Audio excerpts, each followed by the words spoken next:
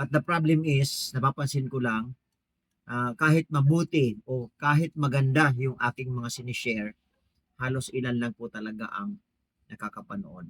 Sa totoo lang, bilang gumagawa ng mga motivational o word of encouragement, higit sa lahat, salita ng Panginoon, gusto ko sana ipagpatuloy itong ganitong ministry dahil natutuwa po ako at the same time, nakakatulong po para mag-motivate sa atin na maglingkod po tayo sa ating Panginoon at higit sa lahat maging mabuting tao sa mundo nating ginagalawan. But the problem is, napapansin ko lang, kahit mabuti o kahit maganda yung aking mga sinishare, halos ilan lang po talaga ang nakakapanood.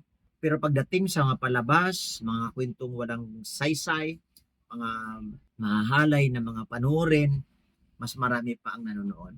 Ang tanong, ipagpapatuloy pa ba natin ito? But I believe siguro hindi tayo titigil kasi may isa o dalawa tatlo manonood kung ito po ay talagang kailangan nila at nangailangan sila ng makadiyos ng mga paalala.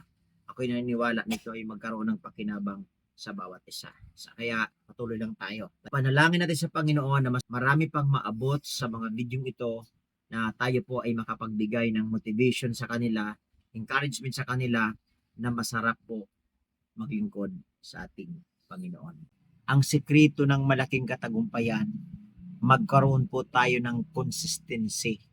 Kumbaga, patuloy tayo kung ano yung nasimulan po natin. Hindi hanggang simula lang. Sabi nga sa Bible sa aklat ng Matthew 24:13, ang magpatuloy hanggang wakas ay siya lamang po ang maligtas. So yung verse na yan ay nakatulong sa atin na mamotivate tayo na hindi hanggang simula lang ang buhay natin. Higit sa lahat sa paglilingkod sa ating Panginoon. Kung gusto natin na tayo po ay magtagumpay.